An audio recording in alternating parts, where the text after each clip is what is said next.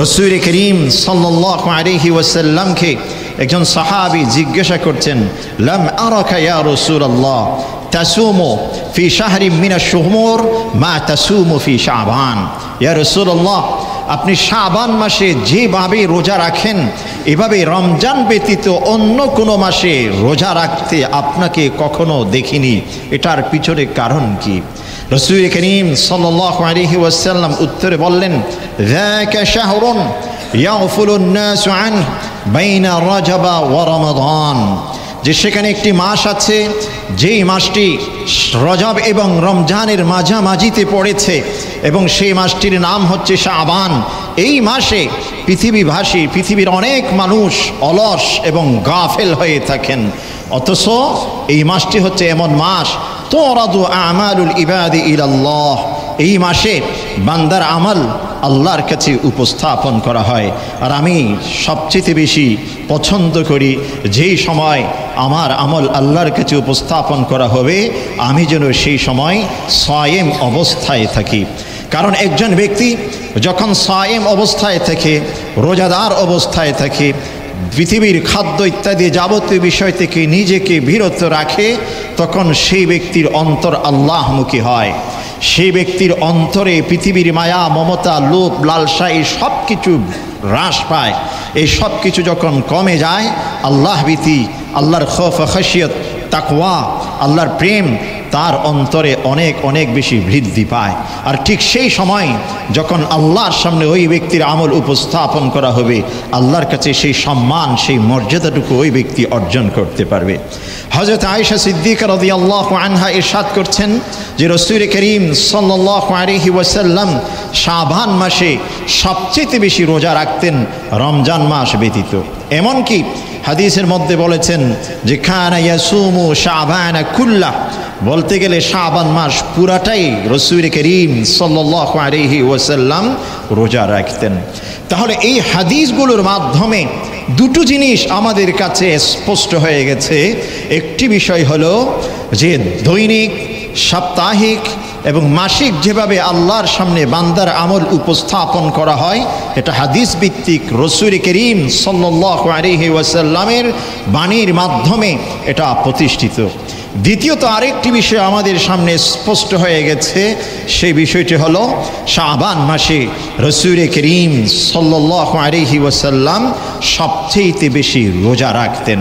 এটা শাবানের 15 তারিখ কেন্দ্রিক নয়, শাবানের 14 তারিখ কেন্দ্রিক নয়, শাবানের 16 তারিখ কেন্দ্রিক নয়, বরং শাবানের 1 তারিখ থেকে শুরু করে শেষ পর্যন্ত পুরাটা মাসে রাসূল করিম সাল্লাল্লাহু আলাইহি ওয়াসাল্লাম সবচেয়ে বেশি রোজা রাখতেন।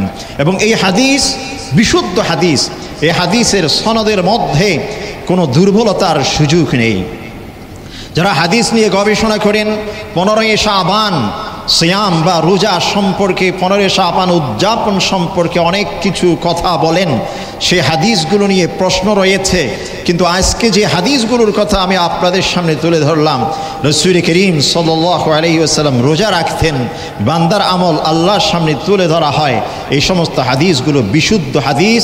এই হাদিস নিয়ে প্রশ্ন করার কোনো সুযোগ নেই। বিশুদ্ধ হাদিসের মাধ্যমে প্রমাণিত হলো শাবান মাসে রাসূল করিম সাল্লাল্লাহু আলাইহি ওয়াসাল্লাম সবচেয়ে বেশি রোজা রাখতেন। আল্লাহ রব্বুল আলামিন বাইতুল মাকদাসের পরিবর্তে বাইতুল্লাহকে যে কাবা হিসেবে, ইবাদতের রুখ হিসেবে নির্ধারণ করেছেন, সেই পরিবর্তনের কাজটি এই মাসেই আল্লাহ পাক করেছেন। একই সাথে এই মাস হচ্ছে এমন মাস যেই মাসে মানুষ এমনভাবে প্রস্তুতি গ্রহণ করে যাতে করে সামনের রমজানকে ইস্তিকবাল করতে পারে। একই সাথে এই মাস হচ্ছে এমন মাস যেই মাসে প্রতিটি মুসলিম পরিবার এবং মুসলিম ঘরে প্রত্যেকেই নিজের ঘরের যে কোরআনে কারীমের এক একটি কপি আছে সেটাকে একটু পরিষ্কার পরিচ্ছন্ন করে ঝেড়ে জুড়ে রাখে, যাতে করে রমজান আসছে সেই কোরআন বেশি বেশি তিলাওয়াত করা যেতে পারে। এই যে কয়েকটি বিষয়, এই বিষয়গুলো যদি আমরা পর্যালোচনা করি তাহলে এই মাসটির গুরুত্ব স্পষ্ট হয়ে যায়।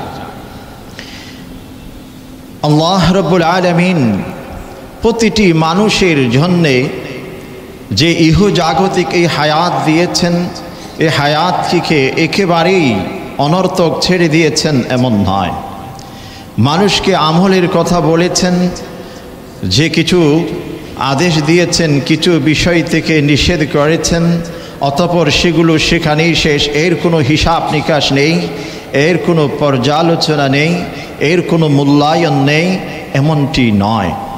বরং প্রতিটি মানুষের আমল আল্লাহর কাছে প্রতিটি মুহূর্তে সেগুলো উত্থাপন করা হচ্ছে, মূল্যায়ন করা হচ্ছে। ঠিক সময়ে সেই সব কিছুর যথাযথ বিচার বিশ্লেষণ এবং তার উপর ভিত্তি করে এই সব কিছুর মূল্যায়ন হবে। মানুষের আমল আল্লাহর কাছে কিভাবে উপস্থাপিত হয়, রিপোর্ট আকারে কিভাবে সেটা তুলে ধরা হয়। হযরত আবু হুরায়রা রাদিয়াল্লাহু আনহু হাদিসের মধ্যে ইরশাদ করছেন, ইয়াতাআকাবুনা ফীকুম মালাইকাতুম বিল-লাইল ওয়া মালাইকাতুম বিন-নাহার। যে হে মুসলিম উম্মাহ, হে পৃথিবীবাসী, তোমাদের কাছে, তোমাদের এই পৃথিবীর এই ভূখণ্ডে আমি আসমান থেকে দিনের বেলায় কিছু ফেরেশতার বাহিনী প্রেরণ করি এবং রাতের বেলায় কিছু ফেরেশতার বাহিনী প্রেরণ করে থাকি। এবং ওয়াইস্তামিউনা ফি সালাতিস সুবহি ওয়া ফি সালাতিল আসর। এবং ওই যে রাতের ফেরেশতার বাহিনী, ফেরেশতার বহর, তারা ফজরের নামাজে মুসল্লিদের সাথে অংশগ্রহণ করে। অথবা ঠিক যেই সময় পৃথিবীর মানুষ ফজরের নামাজের সময় হয়, ফজরের নামাজ আদায় করে, ঠিক সেই সময়ে তারা এই পৃথিবীতে নেমে আসে। একই সাথে যেই সমস্ত ফেরেশতাদেরকে দিনের জন্যে নির্ধারণ করে রেখেছেন, তারা যে ফজরের সময় আসে, আর একই সাথে যাদেরকে রাতের জন্য নির্ধারণ করেছেন তারা আসরের সময় এসে পৃথিবীতে উপস্থিত হয়। দুটো সময়ে আল্লাহ পাক দুই সময়ের জন্য পৃথক পৃথক কিছু ফেরেশতার বাহিনী নির্ধারণ করেছেন। এরপর বলছেন, সুম্মা ইয়ারুজু ইলাইহি মা বাতু ফীকুম। যে সমস্ত ফেরেশতা রাত্রিকালীন সময়ে আমাদের সাথে সময় অতিক্রম করেছে এই পৃথিবীতে, তারা আসমানের দিকে উঠে যায়। আবার দিনে যারা সময় অতিক্রম করেছে, দায়িত্ব পালন করেছে আল্লাহর পক্ষ থেকে, তারা রাত্রের যখন সন্ধ্যা হয় তখন আসমানের দিকে উঠে যায়। ওয়ায়াসআলুহুমুল্লাহু, এবং তাদেরকে আল্লাহ পাক স্পষ্টভাবে প্রশ্ন করেন যে কাইফা তারাকতুম ইবাদি, তোমরা আমার বান্দাদেরকে কিভাবে রেখে এসেছো। কোনো বর্ণনার মধ্যে আছে কাইফা ওয়াজাদতুম ইবাদি, তোমরা আমার বান্দাদেরকে কি অবস্থায় পেয়েছো। তখন ওই ফেরেশতা আল্লাহর কাছে স্পষ্টভাবে রিপোর্ট আকারে উপস্থাপন করে যে তারাকনাহুম ওয়া হুম ইউসাল্লুন ওয়া আতাইনাহুম ওয়া হুম ইউসাল্লুন, যা আমরা যখন পৃথিবীতে নেমেছিলাম ঠিক সেই সময় তাদেরকে নামাজরত অবস্থায় পেয়েছি, আবার যখন তাদেরকে পৃথিবীতে ছেড়ে আমরা আকাশের দিকে উঠে যাচ্ছি ঠিক সেই সময়ও তাদেরকে নামাজরত অবস্থায় পেয়েছি। তাহলে দেখুন যে যেই সমস্ত মানুষ যে অবস্থায় থাকে, ওই ফেরেশতা সেই মানুষের ওই অবস্থার রিপোর্ট আল্লাহর কাছে উপস্থাপন করে। কোনো ব্যক্তি যদি ফজরের নামাজের সময় ঘুমন্ত অবস্থায় রয়েছেন, কোনো ব্যক্তি যদি ফজরের নামাজের সময় কোনো গুনাহের কাজে লিপ্ত থাকেন, কোনো ব্যক্তি যদি ফজরের ওই সময়ে মদ্যপানে লিপ্ত থাকেন, কোনো অন্যায় কাজে, নিষিদ্ধ কাজে লিপ্ত থাকেন, আল্লাহর কাছে সেই বান্দার রিপোর্ট, সেই বান্দার তথ্য, ইনফরমেশন ওইভাবেই উপস্থাপিত হয়। আর ঠিক তেমনিভাবে আসরের সময় কোনো বান্দা যদি নামাজি থাকে, নামাজি হিসেবে আল্লাহর সামনে যেমনটি উপস্থাপিত হয়, ঠিক কোনো বান্দা যদি গুনাহের কাজে লিপ্ত থাকে, অন্যায় কাজে লিপ্ত থাকে, গল্প গুজবের মধ্যে সময় অতিক্রম করে, তার সম্পর্কেও আল্লাহর কাছে সেভাবেই সেটা উপস্থাপিত হয়। এতে করে বোঝা গেল দৈনিক সকাল এবং সন্ধ্যা প্রতিটি মানুষের আমল আল্লাহর সামনে উপস্থাপন করা হয়। আরেক হাদিসের মধ্যে হযরত আবু মুসা আশআরী রাদিয়াল্লাহু আনহু ইরশাদ করছেন, রুফিয়া ইলাইহি আমালুন নাহারি ক্বাবলা আল-লাইল ওয়া আমালুল লাইলি ক্বাবলান নাহার, যা আল্লাহর কাছে দিনের আমল রাতের পূর্বে, রাতের আমল দিনের পূর্বে উপস্থাপিত হয়। এই কয়েকটি হাদিস থেকে যেটা প্রমাণিত, প্রতিদিনের রিপোর্ট আল্লাহর কাছে প্রতিদিন পৌঁছে যায়। এটা হচ্ছে দৈনিক মানুষের রিপোর্ট আল্লাহর কাছে উপস্থাপন করার বিষয়। দ্বিতীয়ত, সাপ্তাহিক রিপোর্ট আল্লাহর কাছে উপস্থাপিত হয়।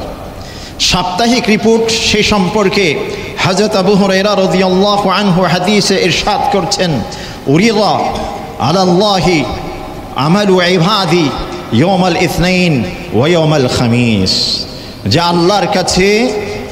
আল্লাহর কাছে প্রতিটি বান্দার আমল সপ্তাহ ভিত্তিক উপস্থাপন করা হয়, পেশ করা হয় সপ্তাহের 2 দিন। একদিন হচ্ছে সোমবার, আরেক দিন হচ্ছে বৃহস্পতিবার। একই সাথে বান্দার আমল মাস ভিত্তিক যেমনটি আল্লাহর কাছে উপস্থাপিত হয়, সপ্তাহ ভিত্তিক উপস্থাপিত হয়, দৈনিক উপস্থাপিত হয়। দৈনিক সকাল একটি, বিকেল একটি সকাল। একই সাথে সপ্তাহ ভিত্তিক আমল সোমবার এবং বৃহস্পতিবার।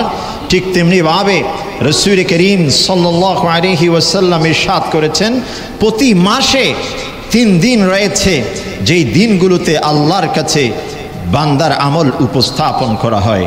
আর সেই 3 দিন হচ্ছে 13 তারিখ, 14 তারিখ, 15 তারিখ। এই জন্যই রাসূল করিম সাল্লাল্লাহু আলাইহি ওয়াসাল্লাম যে সাপ্তাহিক 2 দিন রোজা রাখতেন, একই সাথে মাসিক 3 দিন রোজা রাখতেন। রাসূল সাল্লাল্লাহু বলছেন, ওয়া আনা আহাব্বু আন তুরাদা আমালি ইলাল্লাহ ওয়া আনা সাইম, যে আমি এটা সবচেয়ে বেশি পছন্দ করি, আল্লাহর কাছে আমার আমল উপস্থাপিত হবে, তুলে ধরা হবে, আর ঠিক সেই সময় যেন আমি রোজা অবস্থায় থাকি। এভাবে দৈনিক, সাপ্তাহিক, একই সাথে মাসিক যে আল্লাহর কাছে রিপোর্ট করা হয়, ঠিক তেমনিভাবে বাৎসরিক একটি রিপোর্ট আল্লাহর কাছে উপস্থাপন করা হয়। আর সেই বাৎসরিক রিপোর্টের সময়টি হচ্ছে শাবানের এই মাসটি। রাসূল করিম সাল্লাল্লাহু আলাইহি ওয়াসাল্লামকে একজন সাহাবী জিজ্ঞাসা করছেন, লাম আরাকা ইয়া রাসূলুল্লাহ তাসুমু ফি শাহরিন মিনাশ শুহুর মা তাসুমু ফি শাবান। ইয়া রাসূলুল্লাহ, আপনি শাবান মাসে যেভাবে রোজা রাখেন, এভাবে রমজান ব্যতীত অন্য কোনো মাসে রোজা রাখতে আপনাকে কখনো দেখিনি, এটার পিছনে কারণ কি? রাসূল করিম সাল্লাল্লাহু আলাইহি ওয়াসাল্লাম উত্তরে বললেন, যাকা শাহরুন ইয়াগফুলুন নাসু আনহু বাইনা রজব ওয়া রমাদান, যে সেখানে একটি মাস আছে, যেই মাসটি রজব এবং রমজানের মাঝামাঝিতে পড়েছে, এবং সেই মাসটির নাম হচ্ছে শাবান। এই মাসে পৃথিবীর অনেক মানুষ অলস এবং গাফেল হয়ে থাকেন, অথচ এই মাসটি হচ্ছে এমন মাস, তুরাদু আমালুল ইবাদি ইলাল্লাহ, এই মাসে বান্দার আমল আল্লাহর কাছে উপস্থাপন করা হয়। আর আমি সবচেয়ে বেশি পছন্দ করি যেই সময় আমার আমল আল্লাহর কাছে উপস্থাপন করা হবে, আমি যেন সেই সময় সায়েম অবস্থায় থাকি। কারণ একজন ব্যক্তি যখন সায়েম অবস্থায় থাকে, রোজাদার অবস্থায় থাকে, পৃথিবীর খাদ্য ইত্যাদি যাবতীয় বিষয় থেকে নিজেকে বিরত রাখে, তখন সেই ব্যক্তির অন্তর আল্লাহমুখী হয়। সেই ব্যক্তির অন্তরে পৃথিবীর মায়া, মমতা, লোভ, লালসা এই সব কিছু হ্রাস পায়। এই সব কিছু যখন কমে যায়, আল্লাহ ভীতি, আল্লাহর খৌফ, খাশিয়ত, তাকওয়া, আল্লাহর প্রেম তার অন্তরে অনেক অনেক বেশি বৃদ্ধি পায়। আর ঠিক সেই সময় যখন আল্লাহর সামনে ওই ব্যক্তির আমল উপস্থাপন করা হবে, আল্লাহর কাছে সেই সম্মান, সেই মর্যাদাটুকু ওই ব্যক্তি অর্জন করতে পারবে। হযরত আয়েশা সিদ্দিকা রাদিয়াল্লাহু আনহা ইরশাদ করছেন যে রাসূল করিম সাল্লাল্লাহু আলাইহি ওয়াসাল্লাম শাবান মাসে সবচেয়ে বেশি রোজা রাখতেন রমজান মাস ব্যতীত। এমনকি হাদিসের মধ্যে বলেছেন যে কানা ইয়াসুমু শাবানা কুল্লাহ, বলতে গেলে শাবান মাস পুরাটাই রাসূল করিম সাল্লাল্লাহু আলাইহি ওয়াসাল্লাম রোজা রাখতেন। তাহলে এই হাদিসগুলোর মাধ্যমে দুটো জিনিস আমাদের কাছে স্পষ্ট হয়ে গেছে। একটি বিষয় হলো যে দৈনিক, সাপ্তাহিক, এবং মাসিক যেভাবে আল্লাহর সামনে বান্দার আমল উপস্থাপন করা হয়, এটা হাদিস ভিত্তিক রাসূল করিম সাল্লাল্লাহু আলাইহি ওয়াসাল্লামের বাণীর মাধ্যমে এটা প্রতিষ্ঠিত। দ্বিতীয়ত আরেকটি বিষয় আমাদের সামনে স্পষ্ট হয়ে গেছে, সেই বিষয়টি হলো শাবান মাসে রাসূল করিম সাল্লাল্লাহু আলাইহি ওয়াসাল্লাম সবচেয়ে বেশি রোজা রাখতেন। এটা শাবানের 15 তারিখ কেন্দ্রিক নয়, শাবানের 14 তারিখ কেন্দ্রিক নয়, শাবানের 16 তারিখ কেন্দ্রিক নয়, বরং শাবানের 1 তারিখ থেকে শুরু করে শেষ পর্যন্ত পুরাটা মাসে রাসূল করিম সাল্লাল্লাহু আলাইহি ওয়াসাল্লাম সবচেয়ে বেশি রোজা রাখতেন। এবং এই হাদিস বিশুদ্ধ হাদিস, এই হাদিসের সনদের মধ্যে কোনো দুর্বলতার সুযোগ নেই। যারা হাদিস নিয়ে গবেষণা করেন, 15 শাবান সিয়াম বা রোজা সম্পর্কে, 15 শাবান উদযাপন সম্পর্কে অনেক কিছু কথা বলেন, সেই হাদিসগুলো নিয়ে প্রশ্ন রয়েছে। কিন্তু আজকে যে হাদিসগুলোর কথা আমি আপনাদের সামনে তুলে ধরলাম, রাসূল করিম সাল্লাল্লাহু আলাইহি ওয়াসাল্লাম রোজা রাখতেন, বান্দার আমল আল্লাহর সামনে তুলে ধরা হয়, এই সমস্ত হাদিসগুলো বিশুদ্ধ হাদিস। এই হাদিস নিয়ে প্রশ্ন করার কোনো সুযোগ নেই। বিশুদ্ধ হাদিসের মাধ্যমে প্রমাণিত হলো শাবান মাসে রাসূল করিম সাল্লাল্লাহু আলাইহি ওয়াসাল্লাম সবচেয়ে বেশি রোজা রাখতেন। তৃতীয়ত আরেকটি বিষয় শাবান মাসের গুরুত্ব সম্পর্কে তুলে ধরেছিলাম, যেই মাসে আল্লাহ পাক মুসলিম উম্মার জন্যে বাইতুল্লাহকে কিবলা হিসেবে নির্ধারণ করেছেন। রাসূল করিম সাল্লাল্লাহু আলাইহি ওয়াসাল্লাম হাদিসের মধ্যে মুহাদ্দিসিনে কিরাম সেটা ব্যাখ্যা দিয়েছেন, 15 শাবান জোহরের নামাজ পড়ছিলেন, ঠিক সেই সময় আল্লাহ পাক ওয়াহির মাধ্যমে কিবলাকে পরিবর্তন করে দেয় এবং কিয়ামত পর্যন্তের জন্যে বাইতুল মাকদাস থেকে বাইতুল্লাহমুখী মানুষ তাদের ইবাদত পরিচালনার জন্য করতে পারেন। একই সাথে এই মাস হচ্ছে এমন মাস যেই মাসে মানুষ প্রস্তুতি গ্রহণ করে যাতে করে রমজানুল মোবারককে ভাব গাম্ভীর্যতার সাথে ইস্তেকবাল করতে পারে। রমজানকে ইস্তেকবাল আমরা কিভাবে করব? রমজানের ইস্তেকবালের জন্যে যে বিষয়টি প্রয়োজন, একজন ব্যক্তি যখন আমার ঘরে মেহমান হিসেবে আসবে, অথবা বিদেশি কোনো মেহমান যদি আমাদের রাষ্ট্রে অতিথি হিসেবে আসে, ওই সমস্ত মেহমানদেরকে মেহমানদারি করার জন্যে সেই ব্যক্তি বা সেই মেহমান কি পছন্দ করেন সেটার আলোকেই তার মেহমানদারির বিষয়গুলো আমরা সাজিয়ে থাকি। যে আমার ঘরে আমার জামাই আসবে, আমার মেয়ের শ্বশুর আসবে, আমার ছেলের শ্বশুরের লোকজন আসবে, গুরুত্বপূর্ণ ব্যক্তিরা আসবেন, তখন আমরা ঘরের মধ্যে কি কি প্রিপারেশন গ্রহণ করি, যে যারা মেহমান আসছেন কোন ধরনের খাদ্য পছন্দ করে, কি যে তাদের সাজসজ্জা পছন্দ করে, কিভাবে তাদেরকে অভ্যর্থনা জানালে পছন্দ করবেন, খুশি হবেন, ওই সমস্ত বিষয়গুলোকে আমরা প্রায়োরিটি দিয়ে থাকি, প্রাধান্য দিয়ে থাকি। সেই আলোকে তাদেরকে মেহমানদারি করার জন্য আমরা প্রস্তুতি গ্রহণ করি। তো রমজানুল মোবারককে ইস্তেকবাল এবং অভ্যর্থনা জানাবার জন্যে, রমজানুল মোবারককে আমরা কিভাবে উদযাপন করতে পারি তার জন্যে প্রস্তুতি গ্রহণ করার জন্যে আমাদেরকে বুঝতে হবে রমজান কি পছন্দ করে, রমজান মাস কিসের আলোকে সাজানো হয়েছে। রমজান মাস যেই জিনিসটিকে পছন্দ করে সেটা হচ্ছে একমাত্র ইবাদত, যে ইবাদত একমাত্র আল্লাহর জন্য হয়। সেই ইবাদতের মধ্যে প্রধানতম ইবাদত হচ্ছে সিয়াম সাধনা। সিয়াম সাধনার একটি বিষয় সব সময় মনে রাখতে হবে, শুধুমাত্র খাদ্য থেকে বিরত থাকা, শুধুমাত্র পানীয় থেকে বিরত থাকা, এটার নাম কিন্তু সিয়াম সাধনা নয়, বরং যাবতীয় অন্যায় জগৎ থেকে নিজেকে বিরত রাখা। কবিরা থেকে সব সময় আমরা বিরত থাকতে চেষ্টা করি, সগীরা থেকেও বাঁচতে চেষ্টা করি। রমজানুল মোবারকে সগীরা গুনাহ যেন আমার জীবনে কখনো সুযোগ না পায়, এমনভাবে প্রস্তুতি গ্রহণ করা, এটাই হচ্ছে রমজানকে ইস্তেকবাল করা।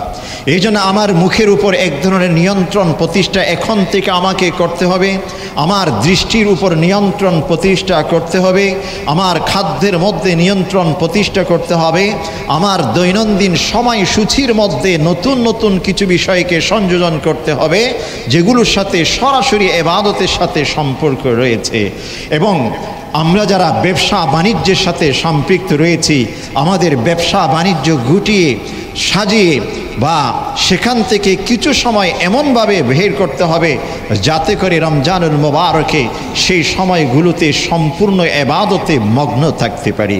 সাহাবায়ে কেরাম রাসূল করিম সাল্লাল্লাহু আলাইহি ওয়াসাল্লাম যখন রমজান আসতো, রমজানের পূর্বে শাবান থেকে আমরা যেমনটি মৌসুম পরিবর্তন হলে আরেকটি মৌসুম যখন আসে, নিজের ঘর এবং গৃহালয়ে আমাদের কাপড় চোপড় বিছানা ইত্যাদি সব কিছুকে পরিষ্কার পরিচ্ছন্ন করে নতুন আরেকটি মৌসুমের জন্য প্রস্তুতি গ্রহণ করি।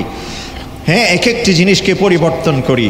ঠিক যারা ইবাদতের সাথে সম্পৃক্ত, যাদের অন্তরে তাকওয়া রয়েছে, যাদের অন্তরে আল্লাহ প্রেম রয়েছে, যাদের অন্তরে রমজানকে পাওয়ার অদম্য আগ্রহ এবং স্পৃহা রয়েছে, তারা রমজানের পূর্বে এই শাবান মাসে সব কিছুকে পরিষ্কার পরিচ্ছন্ন করে রমজানকে ইস্তেকবাল করার জন্য প্রস্তুতি গ্রহণ করে।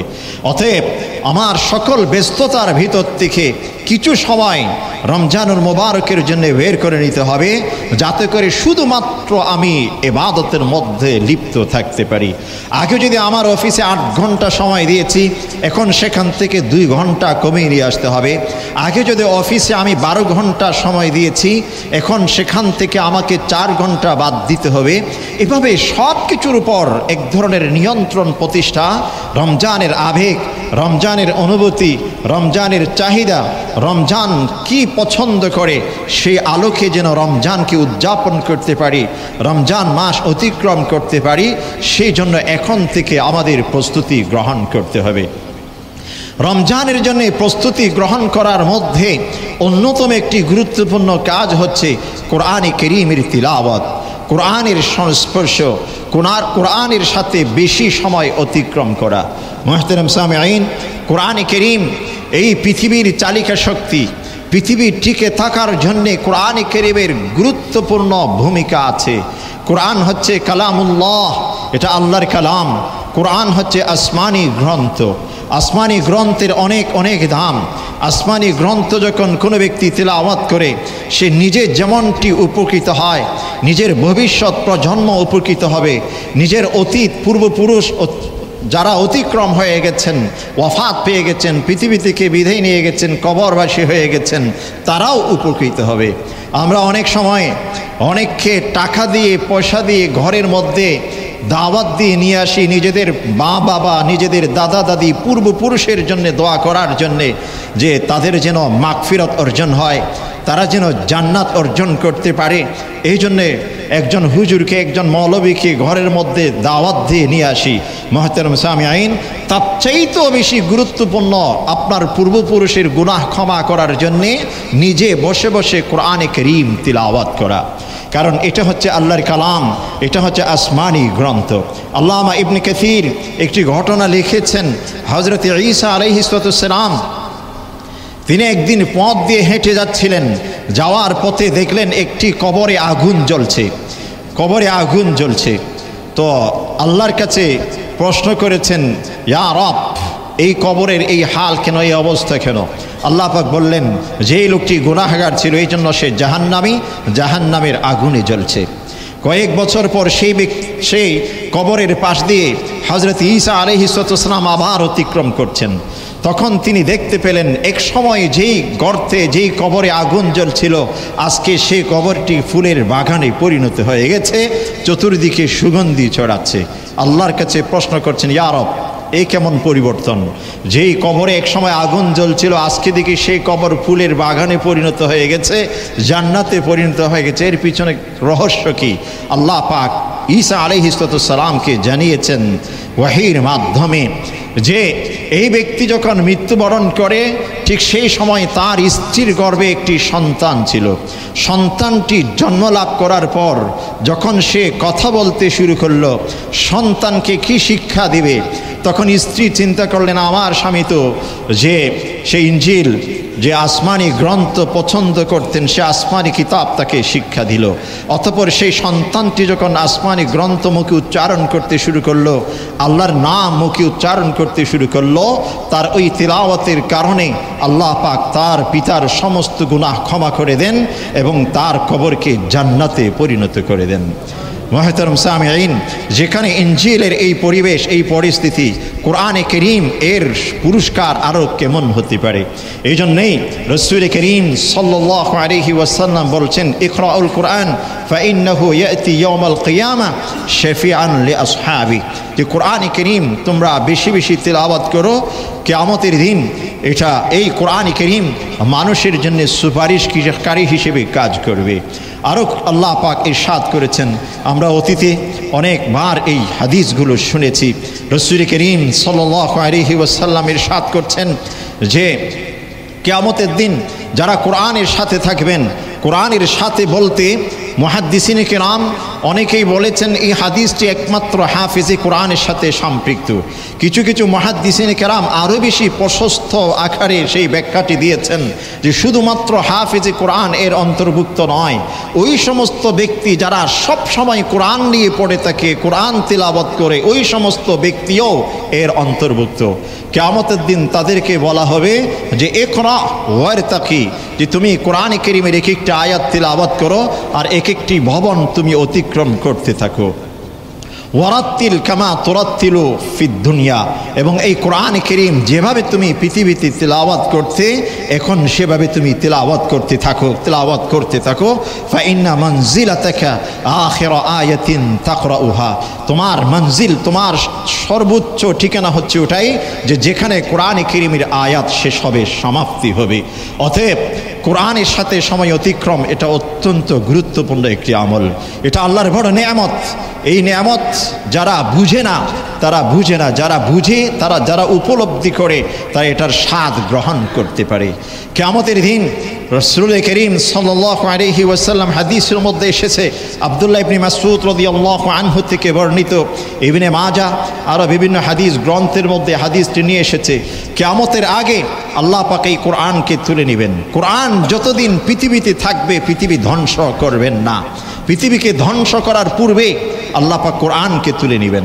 হাদিসের মধ্যে আছে যে মসজিদ ভর্তি লোক থাকবে, ফজরের নামাজের সময় ইমাম মসজিদে আসবে, মসজিদে আসার পর তিলাওয়াত করার জন্যে আল্লাহু আকবার বলে নিয়ত করবেন, অতঃপর তিনি যখন তিলাওয়াত করতে চাইবেন কোনো কিছু তিলাওয়াত করতে পারবেন না, তার কোরআন কলব থেকে মুছে যাবে, কোনো কিছু তিনি স্মরণ করতে পারবেন না, কোনো কিছু খুঁজে পাবেন না।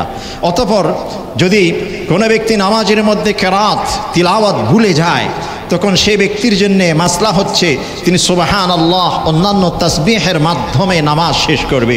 পিছনে হাফেজ থাকবে, ইমামের পিছনে আলেম থাকবে, হাফেজ থাকবে, তারাও পিছন থেকে লোকমা দিবে, এমন পরিবেশ থাকবে না, প্রত্যেকের অন্তর থেকে কোরআনকে তুলে নেবেন।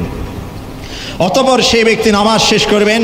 নামাজ শেষ করার পর মসজিদে যেমনটি আমাদের দুপাশে, আমাদের অনেক জায়গায় আমরা কোরআনের একটি কপি রেখেছি, ইমাম এবং ওলামায়ে কেরাম ওই মসজিদে উপস্থিত সকলে বুক শেলফ থেকে নিয়ে কোরআনে কারীম হাতে নিয়ে দেখবে যে কি হয়ে গেল, কোরআন কোনো কিছু উচ্চারণ করতে পারলাম না, একটু দেখে নেই। যখন কোরআনের কপি দেখতে যাবে, দেখবে কোরআনের এক একটি পৃষ্ঠা সাদা হয়ে গেছে, কোনো শব্দ, কোনো বাক্য, কোনো আয়াত সেখানে অবশিষ্ট নাই। অতএব আল্লাহ পাক কোরআনকে সেই সময় তুলে নেবেন, এরপর আল্লাহ পাক পৃথিবীকে ধ্বংস করবেন। অতএব কোরআন পৃথিবীর চালিকা শক্তি। আমরা আপনাদেরকে আগেও বলেছিলাম, কোরআন হচ্ছে পৃথিবীর পাসওয়ার্ডের মতো। পৃথিবীতে এমন কোনো মুহূর্ত নাই, সময়ের এমন কোনো সবচেয়ে ছোটতম পরিমাণ নেই যে সময়ে পৃথিবীর কোনো না কোনো অংশে, কোনো না কোনো জায়গাতে কোরআনে কারীম তিলাওয়াত হচ্ছে না। আর যতদিন পর্যন্ত এভাবে কোরআনে কারীম তিলাওয়াত থাকবে, পৃথিবী চলমান থাকবে। আর যখন কোরআনে কারীম তিলাওয়াত বন্ধ হয়ে যাবে, পৃথিবী তখন আল্লাহ পাক ধ্বংস করে দিবেন। তাহলে বুঝুন, আমরা যেই পৃথিবীর এত সুন্দর পরিবেশ, যার মোহে আমরা অনেক কিছুই করছি, সেই পৃথিবী যার উপর ভিত্তি করে চলছে সেটা হচ্ছে কোরআনে কারীম। অতএব এই কোরআনে কারীম তিলাওয়াতের জন্যে, কোরআনের সাথে সময় দেওয়ার জন্যে এখন থেকে আমাদের প্রস্তুতি গ্রহণ করতে হবে। যারা পড়তে পারি পড়ার মাত্রা বৃদ্ধি করে দিব, যারা পড়তে পারি না তারা এখন থেকেই শিখতে শুরু করি। শেখার কোনো শেষ নাই। কোনো একজন হাফেজ, কোনো একজন আলেম বা নিজের মতো করে কোনো একজন শিক্ষককে আমরা নির্ধারণ করে এখন থেকে কোরআন শিখতে শুরু করি, এখন থেকে কোরআন শিখতে শুরু করি। আমরা যারা অফিসে চাকরি করি, আমাদের যারা যেই প্রজন্মের, পূর্বের প্রজন্মের, আগের প্রজন্মের, যাদের বয়স এখন 60 বা 50-এর ঊর্ধ্বে হয়ে গেছে, বা যারা আজ থেকে অন্তত 15 থেকে 20 বছর আগে আমরা চাকরিতে ঢুকেছি, তারা কিন্তু প্রাথমিক পর্যায়ে কম্পিউটার সম্পর্কে আমাদের কোনো নলেজ ছিল না। অফিসে গিয়ে আমরা হিমশিম খেয়ে যেতাম, কিন্তু আলহামদুলিল্লাহ আমরা সেটা শিখেছি। আমরা অনেকেই এটার পিছনে শ্রম দিয়েছি। এটার কারণ কি? এর পিছনে কারণ হচ্ছে এখানে আমার স্বার্থ আছে, এখানে আমার পাওয়ার অনেক কিছু আছে, এখানে আমার যে মোটিভেশনাল অনেক কিছু ফ্যাক্ট, অনেকগুলো ইস্যু এর বিহাইন্ড রয়েছে। এই জন্য আমি কম্পিউটার সায়েন্সের উপরে স্টাডি করেছি, আমি শিখেছি, শ্রম দিয়েছি, যার দরুন আজকে কম্পিউটার সম্পর্কে আমিও কিন্তু অনেক কিছু জেনে ফেলেছি। ঠিক তেমনিভাবে শেখার কোনো শেষ নাই। ইচ্ছার সবচেয়ে গুরুত্বপূর্ণ বিষয়, কোনো ব্যক্তি ইচ্ছা পোষণ করে, কোনো ব্যক্তি যদি প্রতিজ্ঞা করে, সব কিছুই করতে পারেন। এখন থেকে আমরা প্রতিজ্ঞা করব কোরআন যেন আমরা শিখতে পারি। আবার অনেকে আছেন কোরআন শিখেছেন, এখনো পর্যন্ত অশুদ্ধ হয়ে রয়ে গেছে, এক বর্ণ উচ্চারণ করতে গেলে আরেকটি বর্ণ হয়ে যায়, কোরআনের অর্থ পরিবর্তন হয়ে যায়। আমরা একজন শিক্ষকের কাছে শুনিয়ে প্র্যাকটিস করে সেটা শুদ্ধ করে নিতে চেষ্টা করব। এই জন্য এই মাস হচ্ছে যে কোরআন কারীমের জন্য প্রস্তুতি গ্রহণ করার মাস। আল্লাহ পাক আমাদেরকে সেই তৌফিক নসিব করুন। আরেকটি বিষয় আপনাদের খুব গভীরভাবে দৃষ্টি আকর্ষণ করব, সেই বিষয়টি হলো এই রমজানুল মুবারক এর অন্তর্নিহিত সকল কাজ ইবাদত। রমজানে শুধুমাত্র সিয়াম সাধনা ইবাদত তা নয়, রমজানে শুধুমাত্র সালাতুত তারাবি ইবাদত তা নয়, রমজানের শুধুমাত্র কোরআন কারীম তেলাওয়াত করি এটাই ইবাদত শুধু তা নয়, বরং রমজান মাসে একজন ব্যক্তি যত কাজ করে সব কিছু ইবাদত। একজন শিক্ষক শিক্ষকতা করছেন সেটাও ইবাদত, একজন ব্যবসায়ী ব্যবসা করছেন সেটাও ইবাদত, একজন চাকরিজীবী চাকরির সময় দিচ্ছেন সেটাও ইবাদত। প্রতিটি কাজ ইবাদত। তবে সমস্ত কাজ যদি আমি সেই আলোকে পরিচালনা করি ইবাদত। কোনো ব্যক্তি যে চাকরি করেন এমন জায়গাতে যেখানে সব সময় গুনাহের কাজ হয়, তখন সেই ব্যক্তির ওই কাজকে আমরা ইবাদত হিসেবে গণ্য করতে পারি না। কোনো ব্যক্তি ব্যবসা করেন, সেই ব্যবসার মধ্যে তিনি মিথ্যার আশ্রয় গ্রহণ করেন, তাহলে সেই ব্যক্তির ওই মিথ্যার আশ্রয় নেওয়ার এই বিষয়টিকে আমরা ইবাদত হিসেবে গ্রহণ করতে পারি না, মূল্যায়ন করতে পারি না। অতএব সমস্ত কাজকে এমনভাবে সাজাতে হবে যাতে করে আমার সকল কাজ ইবাদতে পরিণত হয়। এর মধ্যে একটি গুরুত্বপূর্ণ চ্যাপ্টার, গুরুত্বপূর্ণ অধ্যায় হলো আল্লাহ পাক রমজানুল মুবারকে সব কিছুতে বারকাত দান করেন। সব কিছুর মধ্যেই আল্লাহ পাক গায়বী অদৃশ্য একটি পাওয়ার দিয়ে সব কিছুর পাওয়ার অতিরিক্ত আল্লাহ পাক বৃদ্ধি করে দেন। এই জন্য ব্যবসায় বারকাত হয়, মানুষের আমলে বারকাত হয়, মানুষের সব কিছুতে বারকাত নেমে আসে। এরপরেও আমাদের সমাজে কিছু কিছু ব্যবসায়ী আছেন, ব্যবসাকে আল্লাহ পাক হালাল করেছেন। আহাল্লাল্লাহুল বাইআ, আল্লাহ পাক বলছেন আমি ব্যবসাকে হালাল করেছি।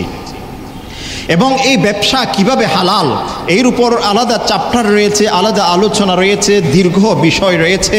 সেই দিকে পরিপূর্ণ যাওয়া আজকের এই সময় আমার উদ্দেশ্যও নয়, সময়ও আমার সাথে দিবে না। যে বিষয়টা আপনাদের দৃষ্টি আকর্ষণ করা আমার উদ্দেশ্য, সেটা হলো এই যে রমজানের পূর্বে কিছু কিছু অসৎ ব্যবসায়ী তারা একটি কাজ করে থাকেন। মানুষের দৈনন্দিন প্রয়োজনীয় কিছু বিষয়, খাদ্যদ্রব্য বা অন্য কোনো কিছু বিষয়, এই বিষয়গুলোকে অতিরিক্ত আকারে আগে থেকে মজুত করে রাখে, মানুষের মধ্যে যেন অভাব সৃষ্টি হয়, অতঃপর সেই পণ্য সেই খাদ্যদ্রব্যের দাম বৃদ্ধি পেয়ে যায়, অধিক মুনাফার উদ্দেশ্যে সেটাকে তখনকার সময় যেন বাজারে ছাড়তে পারে। এই রকম কিছু অসৎ প্রকৃতির ব্যবসায়ী রয়েছে। রমজানের পূর্বে বেশিরভাগ এই সমস্ত মানুষগুলোর উদ্ঘট ঘটে। এরা হঠাৎ করে এমন পদক্ষেপটি গ্রহণ করে, রাসূল করিম সাল্লাল্লাহু আলাইহি ওয়াসাল্লাম ওই ধরনের ব্যবসায়ীদেরকে গুনাহগার হিসেবে, পাপী হিসেবে চিহ্নিত করেছেন। হযরত সাঈদ ইবনুল মুসাইয়িব রাদিয়াল্লাহু আনহু রাসূল করিম সাল্লাল্লাহু আলাইহি ওয়াসাল্লাম থেকে বর্ণনা করছেন, রাসূল ইসলাম ইরশাদ করেছেন যে মানে ইহতাকারা ফাইন্নাহু খাতি। ওই সমস্ত ব্যবসায়ী, যেই সমস্ত ব্যবসায়ী যে মৌসুমী কিছু খাদ্যদ্রব্য পৃথকভাবে অতিরিক্ত মজুদ করে রাখে, যাতে করে মানুষের মধ্যে ওই খাদ্যের অভাব সৃষ্টি হয়। আর অভাব যখন সৃষ্টি হবে ওই খাদ্যের দাম বৃদ্ধি পাবে, আর ঠিক যেই সময় দাম অতিমাত্রায় বৃদ্ধি পাবে সেই সময় মানুষের মধ্যে যেন অধিক দামে বিক্রি করে অতিরিক্ত মুনাফা অর্জন করতে পারে, এই ধরনের কিছু ব্যবসায়ী রয়েছে। রাসূল করিম সাল্লাল্লাহু আলাইহি ওয়াসাল্লাম বলছেন তারা অবশ্যই গুনাহগার। আইম্মায়ে মুজতাহিদিন, ফুকাহায়ে কিরাম এই ধরনের কাজকে হারাম হিসেবে ঘোষণা করেছেন। এমন কাজ যে ব্যক্তি করবেন সেই ব্যক্তি হারামে লিপ্ত হবেন। তার আলোকে রাসূল করিম সাল্লাল্লাহু আলাইহি ওয়াসাল্লাম বলেছেন আল জালিব মারজুক। আব্দুল্লাহ ইবনে ওমর রাদিয়াল্লাহু আনহু থেকে বর্ণিত বিশুদ্ধ হাদিস যে আল জালিব মারজুক, একই সাথে বলছেন ওয়াল মুহতাকিরু মালউন। আল জালিব ওই সমস্ত ব্যবসায়ী যারা সৎ পন্থায়, সৎ উপায়ে, সৎভাবে ব্যবসা বাণিজ্য পরিচালনা করে, তাদের ব্যবসায়ী কাজে আল্লাহ পাক আলাদা বারকাত দান করেন, তাদের রিজিকে বৃদ্ধি করে দেন। আর ওই সমস্ত ব্যবসায়ী যারা অসৎ পথ অবলম্বন করে, মানুষের মধ্যে খাদ্যের অভাব সৃষ্টি করে, অতঃপর তাদের কাছ থেকে অতিরিক্ত দাম উদ্ধার করার জন্য পন্থা অবলম্বন করে, তাদের সম্পর্কে বলছেন ওয়াল মুহতাকিরু মালউন, এরা আল্লাহর পক্ষ থেকে অভিসম্পাদগ্রস্ত। রাসূল করিম সাল্লাল্লাহু আলাইহি ওয়াসাল্লাম হাদিসের মধ্যে আরও ইরশাদ করেছেন যে মান তামান্না আন ইউলকা মান তামান্না আলা উম্মতি, যেই ব্যক্তি এই ইচ্ছা পোষণ করবে যে আমার উম্মতের মধ্যে খাদ্য দ্রব্য ইত্যাদির অভাব সৃষ্টি হওয়ার পর এগুলোর দাম বৃদ্ধি পেয়ে তাদের কাছ থেকে কোনো কিছু আদায় করার এরকম ইচ্ছে যারা করে, রাসূল করিম সাল্লাল্লাহু আলাইহি ওয়াসাল্লাম ইরশাদ করছেন আহবাতাল্লাহু আমালাহুম 40 সানা, যে 40 বছর পর্যন্ত তাদের আমলকে আল্লাহ পাক রহিত করে দেন। মুহতারাম সামিঈন, 1 বছর 2 বছর নয়, 40 বছর। আব্দুল্লাহ ইবনে ওমর রাদিয়াল্লাহু আনহু থেকে বর্ণিত বিশুদ্ধ হাদিস। যদি সেই ব্যক্তি তওবা না করে, আর একটি বিষয় আপনাদের অতীতেও আমরা দৃষ্টি আকর্ষণ করেছি, মানুষের অধিকার সংক্রান্ত যে সমস্ত বিষয়, অধিকার সংক্রান্ত বিষয়ে যদি কোনো ব্যক্তি তওবা করতে চায়, তাহলে অবশ্যই সেই ব্যক্তির অধিকার, সেই ব্যক্তির প্রাপ্য তার কাছে পৌঁছে দিতে হবে, অতঃপর সেই ব্যক্তির তওবা আল্লাহ পাক কবুল করবেন। অতএব কোনো ব্যক্তি যদি কারো অধিকার খনন করে, নষ্ট করে, কারো কাছ থেকে কৌশলগতভাবে বিভিন্ন কিছু আদায় করে অবৈধভাবে, যতক্ষণ পর্যন্ত তার প্রাপ্য তার পর্যন্ত পৌঁছে দিবেন না, ততক্ষণ পর্যন্ত আল্লাহ পাক সেই ব্যক্তির তওবা কবুল করবেন না। আমি আজকে একজন ব্যবসায়ী হিসেবে একজন ক্রেতাকে ধোঁকা দিলাম, ধোঁকা দিয়ে তার কাছ থেকে অতিরিক্ত কোনো কিছু আদায় করলাম, তখন অবশ্যই আমি যদি আল্লাহর কাছে তওবা করি, আল্লাহ বলবেন যে এটার সাথে আমার সাথে সম্পর্ক নয়। তুমি একজন বিক্রেতা হিসেবে যে তোমার ক্রেতা ছিল তার সাথে তোমার সম্পর্ক, তার কাছে তার অধিকার যতক্ষণ পর্যন্ত তুমি পৌঁছে দিবে না, ততক্ষণ পর্যন্ত আমি তোমার তওবা কবুল করতে পারবো না। এভাবে আরও অনেকগুলো হাদিস রয়েছে। রাসূল করিম সাল্লাল্লাহু আলাইহি ওয়াসাল্লাম যেখানে ওইভাবে যারা অতিরিক্ত খাদ্যদ্রব্য মজুদ রেখে মানুষকে সংকটে ফেলে দেয়, মানুষকে কষ্টের মধ্যে ফেলে দেয়, মুসলিম উম্মাহকে বিভ্রান্তির মধ্যে ফেলে দেয়, আল্লাহ পাক তাদেরকে মালউন হিসেবে ঘোষণা করেছেন। তারা যত কিছু করুক না কেন, তাদের ভিতর থেকে বারকাত আল্লাহ পাক তুলে নেবেন। আল্লাহ পাক কোরআনে কারীমের মধ্যে এই জন্যই যে আয়াতটি তিলাওয়াত করেছি, যে অবশ্যই যারা কিতাবুল্লাহ তিলাওয়াত করে, নামাজ প্রতিষ্ঠা করে, আমি যা কিছু তাদেরকে রিজিক হিসেবে দিয়েছি সেগুলো আল্লাহর পথে ব্যয় করে প্রকাশ্যে এবং গোপনে, অবশ্যই তারা এটা এমন একটি বাণিজ্য তারা করলেন যে বাণিজ্যে কখনো লোকসান নেই। সেই বাণিজ্যে সব সময় সে অবশ্যই প্রফিট অর্জন করতে পারবে, লাভবান হবে।